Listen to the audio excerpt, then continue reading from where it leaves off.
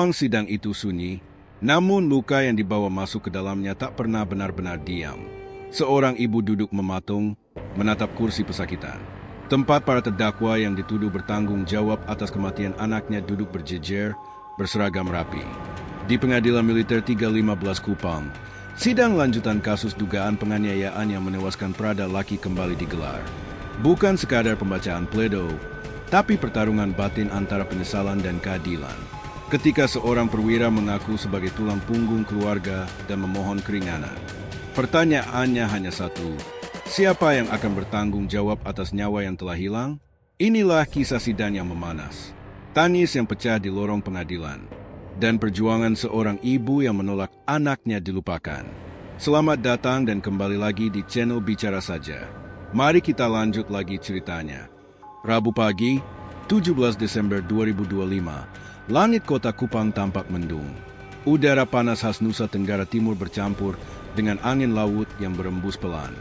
Di balik pagar tinggi Pengadilan Militer 315 Kupang, suasana sudah terasa berbeda sejak pukul 8 pagi. Derap sepatu Lars prajurit yang berjaga terdengar berulang, seolah menandai bahwa hari itu bukan hari biasa. Sidang lanjutan perkara dugaan penganiayaan yang berujung pada kematian Prada Laki, seorang prajurit muda TNI Ed, kembali digelar. Ini bukan sidang pertama, namun bagi keluarga korban, setiap persidangan selalu terasa seperti membuka kembali luka lama yang belum sempat mengering. Di deretan kursi pengunjung, Maria Lucy, ibu Prada Laki, duduk kaku mengenakan pakaian hitam sederhana. Tangannya menggenggam tas kecil lusuh yang sudah menemaninya sejak sidang pertama. Matanya sembab, namun tatapannya tajam, lurus menghadap ruang sidang. Di sampingnya duduk Andi, kakak kandung Laki, yang sejak pagi tak banyak bicara.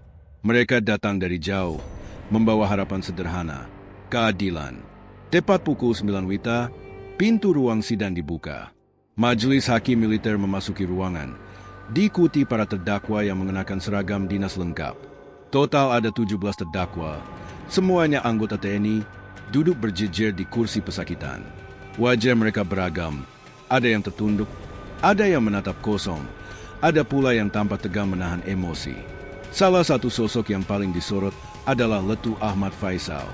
Perwira muda itu duduk di barisan tengah. Posturnya tegap, namun raut wajahnya terlihat jauh dari kata tenang. Sesekali ia menarik napas panjang, lalu menghela pelan, seolah sedang mempersiapkan diri menghadapi beban yang tak ringan. Agenda sidang hari itu adalah pembacaan nota pembelaan atau pledo. Sebuah tahap krusial dalam proses hukum, di mana para terdakwa diberi kesempatan menyampaikan pembelaan terakhir sebelum hakim menjatuhkan putusan. Tim penasihat hukum yang mendampingi para terdakwa hadir lengkap. Letkol I Ketut S, sebagai ketua tim, duduk di barisan depan bersama Mayor Jaka Gatot Subur, Kapten Indra Putra, dan Letda Jaka Beni Suhendra Lasbaun. Di atas meja mereka tersusun rapi berkas-berkas tebal, berisi argumentasi hukum yang telah disiapkan selama berminggu-minggu. Ketika sidang dinyatakan dibuka, suasana ruang sidang mendadak hening. Hanya suara pendingin ruangan dan detak jam dinding yang terdengar jelas. Letkol I Ketut S berdiri, membuka map coklat, lalu mulai membacakan pledo dengan suara tegas namun terukur. Dalam pembelaannya, tim kuasa hukum menyampaikan bahwa peristiwa yang menimpa Prada Laki adalah rangkaian kejadian kompleks. Mereka menegaskan bahwa kematian Prada Laki tidak sepenuhnya disebabkan oleh perbuatan para terdakwa, melainkan dipengaruhi oleh berbagai faktor lain yang menurut mereka belum dipertimbangkan secara adil dalam tuntutan sebelumnya. Kalimat demi kalimat pembelaan itu mengalir panjang, penuh istilah hukum dan penekanan logika. Namun di bangku pengunjung, Maria Lucy hanya bisa menggeleng pelan. Baginya, semua kata itu terasa dingin. Yang ia ingat hanyalah satu hal, anaknya berangkat sebagai prajurit dan pulang dalam keadaan tak bernyawa. Saat nama Prada Laki disebut berulang kali dalam pledo, Maria menunduk. Tangannya bergetar, bibirnya bergerak pelan seperti membaca doa. Ingatan tentang wajah Laki terakhir kali sebelum berangkat, dinas kembali menghantui. Senyum polos, janji untuk segera pulang, dan mimpi sederhana membahagiakan orang tua. Sidang semakin memanas ketika pembelaan mulai menyentuh aspek personal para terdakwa. Satu persatu latar belakang mereka disampaikan, termasuk kondisi keluarga dan tanggung jawab yang mereka pikul. Ruang sidang yang semula kaku mulai dipenuhi emosi yang tertahan. antara pembelaan diri dan tuntutan keadilan. Majelis hakim mendengarkan dengan serius, mencatat beberapa poin penting. Tidak ada interupsi berlebihan, namun ketegangan terasa jelas di udara. Semua pihak sadar, apa yang diucapkan hari itu akan menjadi bagian dari pertimbangan akhir yang menentukan masa depan banyak orang. Bagi keluarga korban, sidang ini bukan sekadar proses hukum. Ini adalah perjuangan mempertahankan martabat dan keadilan bagi Prada Laki. Sementara bagi para terdakwa, ini adalah upaya terakhir mempertahankan hidup, karir, dan keluarga mereka. Ketika sidang diskors sementara, Maria Lucy berdiri perlahan. Ia menatap kursi pesakitan, tepat ke arah tempat para terdakwa duduk. Tidak ada teriakan, tidak ada kata-kata. Hanya tatapan seorang ibu yang kehilangan anaknya, tatapan yang akan terus menghantui jalannya persidangan hingga akhir. Ruang sidang pengadilan militer 315 Kupang kembali dipenuhi ketegangan setelah skors singkat berakhir. Udara terasa semakin panas, bukan hanya karena cuaca Kupang yang terik, tetapi juga karena isi pledo yang mulai masuk ke bagian paling sensitif. Semua mata tertuju ke arah meja penasihat hukum. Di sanalah, kata demi kata yang mampu melukai atau meredam emosi akan dilontarkan. Letko I Ketut S kembali berdiri. Dengan nada suara yang tetap tenang dan terkontrol, ia melanjutkan pembacaan nota pembelaan. Namun kali ini, isi yang disampaikan tidak lagi sekadar argumentasi hukum kaku. Pledo mulai menyentuh detail peristiwa, kronologi, dan tafsir atas tindakan para terdakwa, termasuk apa yang terjadi pada tubuh Prada Laki sebelum akhirnya dinyatakan meninggal dunia. Kami menegaskan bahwa tidak ada niat untuk menghilangkan nyawa korban, ujar Letko I Ketut S lantang. Peristiwa yang terjadi merupakan rangkaian tindakan disiplin yang, menurut klien kami, dilakukan tanpa kesadaran bahwa hal tersebut dapat berujung fatal. Kalimat itu seperti palu yang menghantam ruang sidang. Di bangku pengunjung, Maria Lucy mendadak menegakkan tubuh. Tangannya yang sejak tadi menggenggam tas kecil kini mengepal. Wajahnya memerah, napasnya terdengar lebih cepat. Baginya, kata tindakan disiplin terdengar seperti upaya mengecilkan penderitaan anaknya. Pledo berlanjut.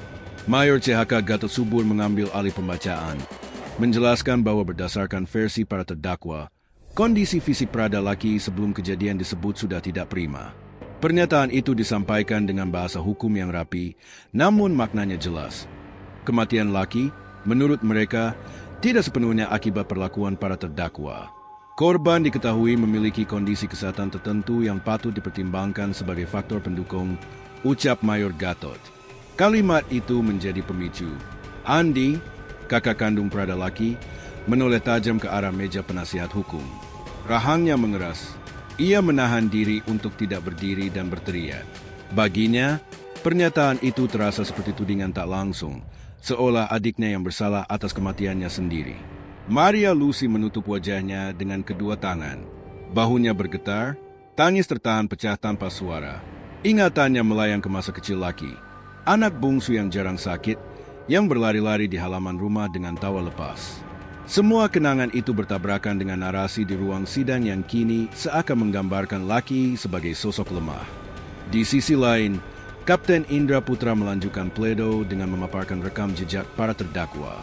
Satu persatu disebutkan prestasi, masa dinas, hingga pengabdian mereka selama bertahun-tahun di institusi militer.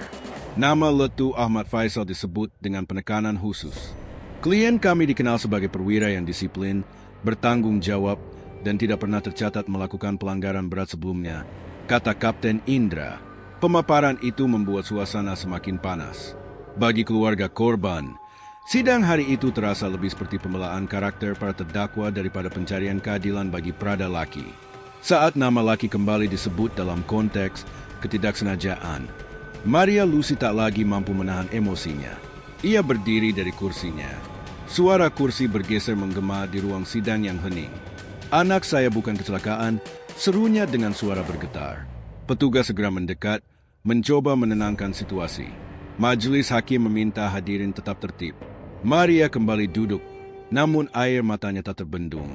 Tangisnya kini terdengar jelas, memecah kesunyian ruang sidang.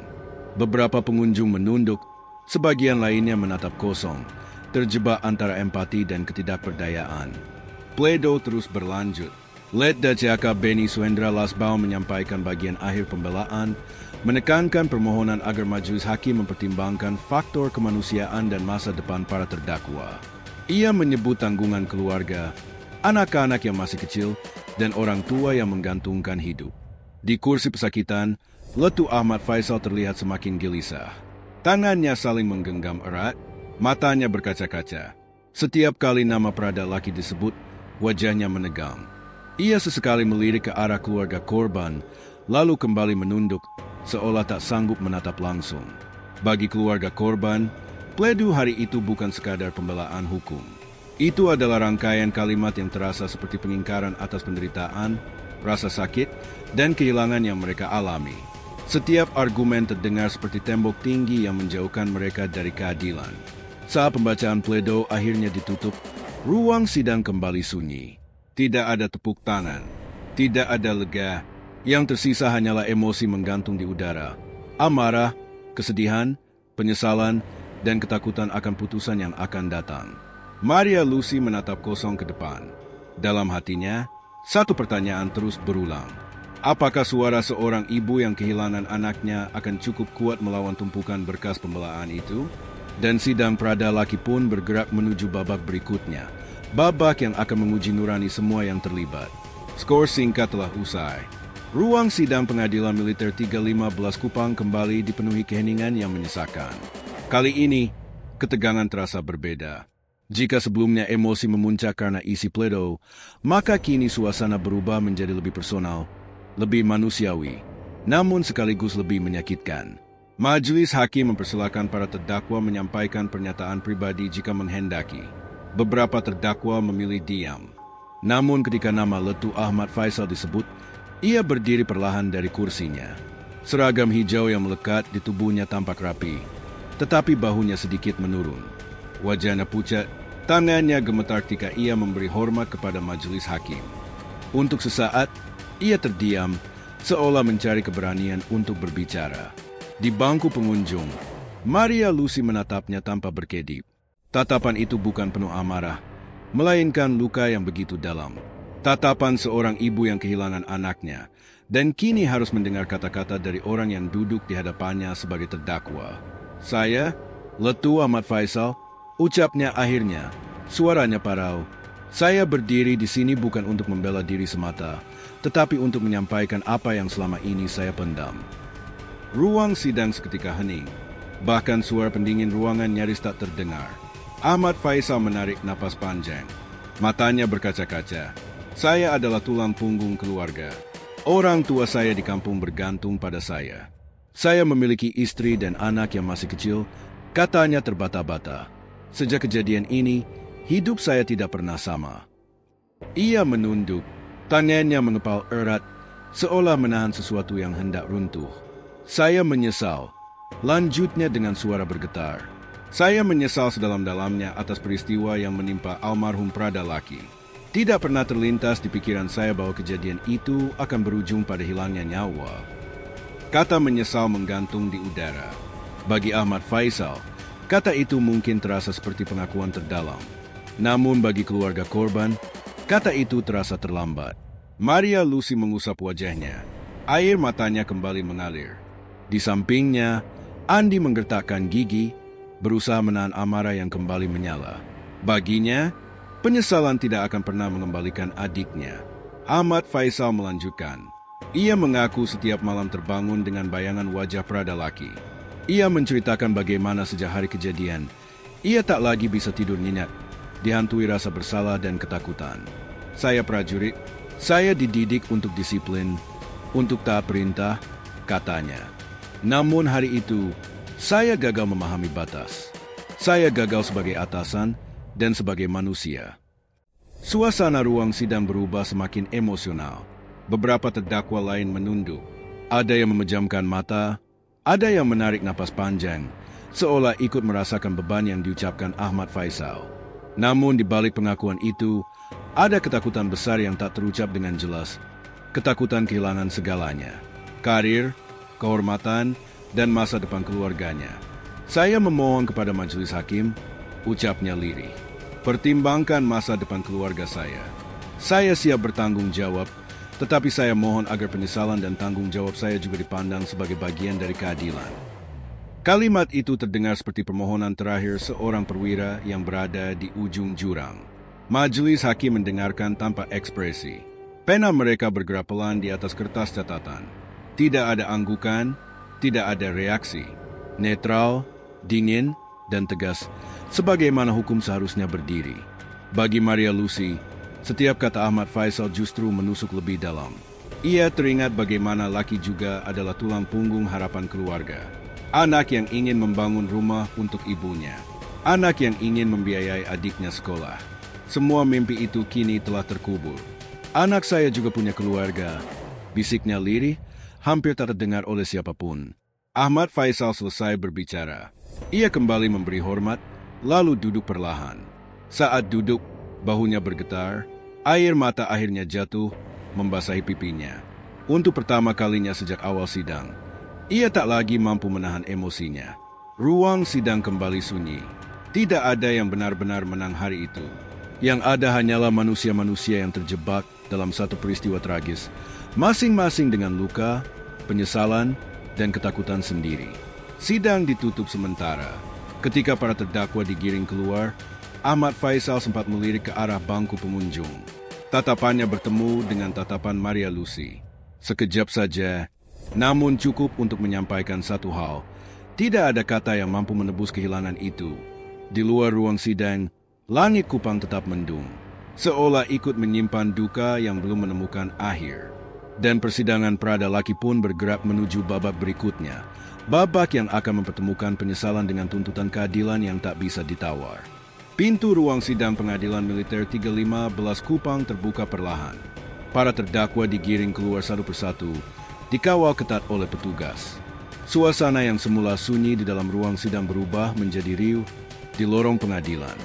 Udara panas bercampur emosi yang tak lagi bisa dibendung. Di lorong sempit itu, Maria Lucy berdiri terpaku. Tubuhnya gemetar, wajahnya basah oleh air mata yang sejak tadi tertahan. Saat para terdakwa melintas di hadapannya, amarah yang selama ini terkunci akhirnya pecah.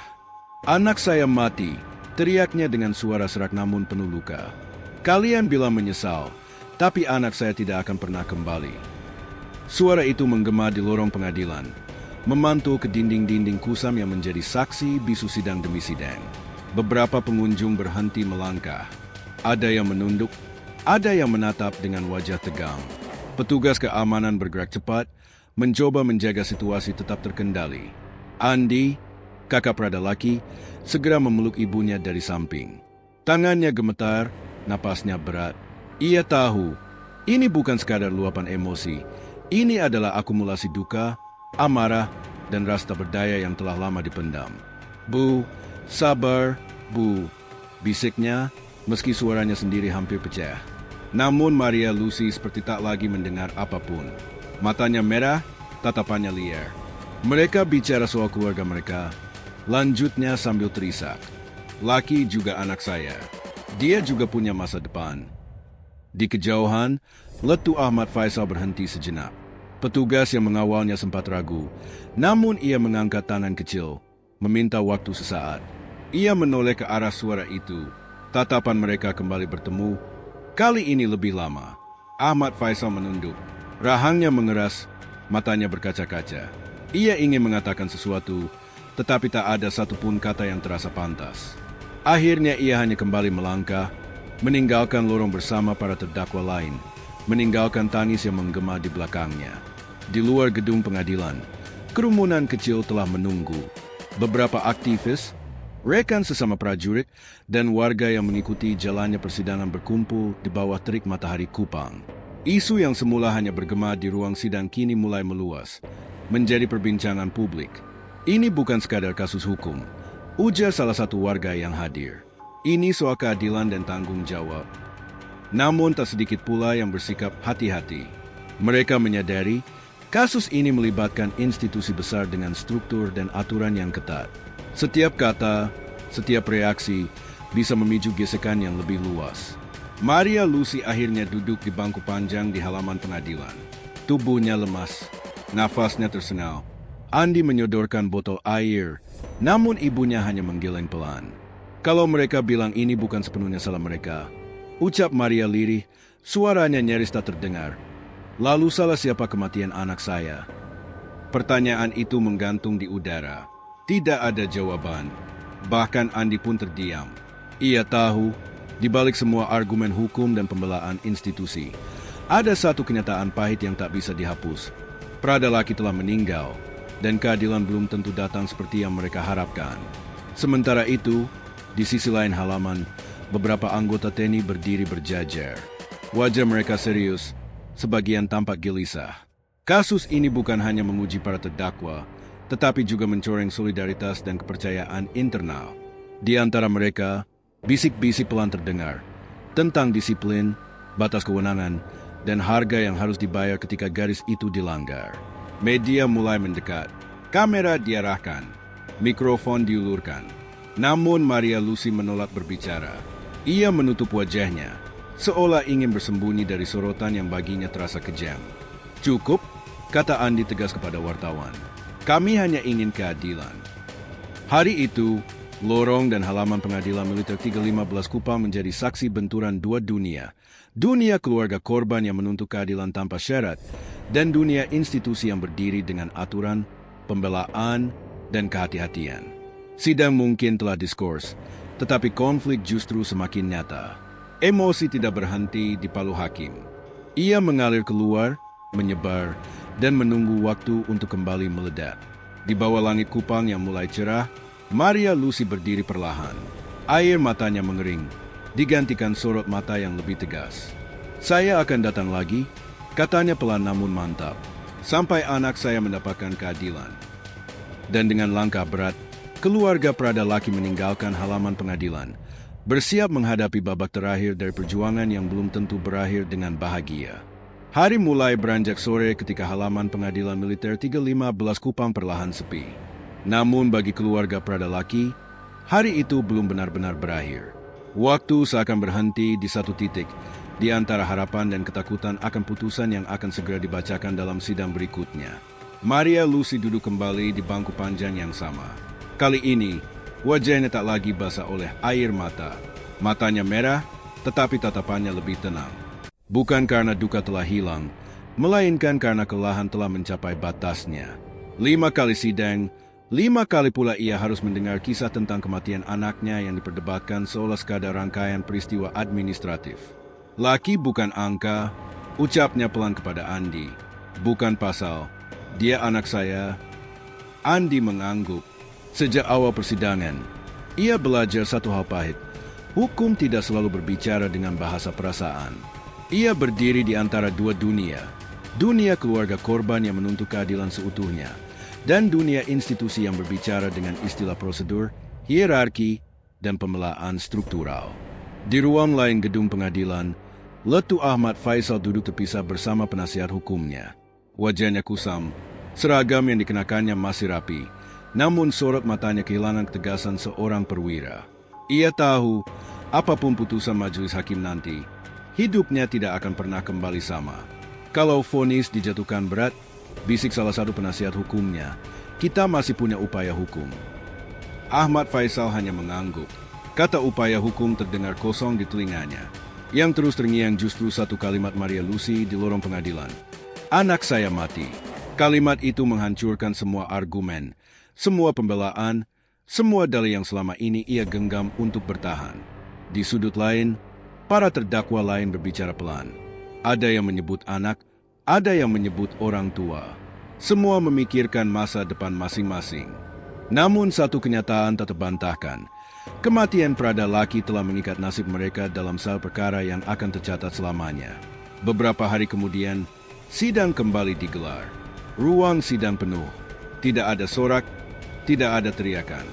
Semua hadir dengan wajah tegang. Majelis hakim memasuki ruangan, membawa berkas putusan yang telah dinanti. Ketika palu diketuk, suara itu terdengar lebih keras dari biasanya. Majelis hakim menyampaikan bahwa perkara ini bukan hanya tentang siapa bersalah dan siapa tidak, tetapi tentang tanggung jawab, batas kewenangan, dan nilai kemanusiaan di dalam institusi bersenjata. Pertimbangan demi pertimbangan dibacakan, dari fakta persidangan, keterangan saksi, hingga pledo para terdakwa. Maria Lucy menggenggam tangan Andi erat. Jantungnya berdebar tak beraturan. Ia tidak berharap balas dendam. Ia hanya ingin pengakuan bahwa apa yang menimpa anaknya adalah ketidakadilan. Ketika nama Prada Laki disebut dalam pertimbangan hakim, Maria menutup mata. Air mata kembali jatuh, namun kali ini berbeda. Bukan ledakan emosi, melainkan kelelahan jiwa yang akhirnya menemukan ruang untuk bernafas. Sementara itu, Letu Ahmad Faisal berdiri tegak saat putusan menyentuh namanya. Rahannya mengeras. Ia menerima setiap kata dengan wajah pucat. Tidak ada lagi pembelaan, tidak ada lagi alasan. Hanya hasil akhir dari serangkaian pilihan dan kelalaian yang kini harus dipertanggungjawabkan. Putusan selesai dibacakan. Ruang sidang kembali sunyi. Tidak semua pihak merasa puas. Tidak semua pihak merasa adil. Namun sidang telah mencapai ujungnya. Proses hukum mungkin berlanjut di tingkat lain, tetapi satu babak penting telah ditutup. Di luar gedung pengadilan, Maria Lucy berdiri menatap langit Kupang. Matahari sore hampir tenggelam, meninggalkan cahaya jingga yang redup. Laki, bisiknya pelan, ibu sudah berjuang. Ia tahu, keadilan di dunia tidak selalu sempurna. Namun ia juga tahu, diam bukan pilihan. Dengan hadir di setiap sidang, dengan menangis, marah, dan bertahan, ia telah memastikan satu hal, kematian anaknya tidak dilupakan, tidak disenyapkan, dan tidak dianggap remeh. Kasus Prada Laki akan tercatat dalam dokumen hukum, arsip militer, dan pemberitaan media. Namun bagi keluarga, kasus ini akan selalu hidup sebagai luka yang tak pernah benar-benar sembuh. Dan bagi publik, perkara ini meninggalkan pertanyaan yang jauh lebih besar dari satu putusan. Di mana batas antara disiplin dan kekerasan, antara kewenangan dan kemanusiaan? Sidang telah usai, palu telah diketuk. Namun makna keadilan, itulah yang akan terus diuji oleh waktu.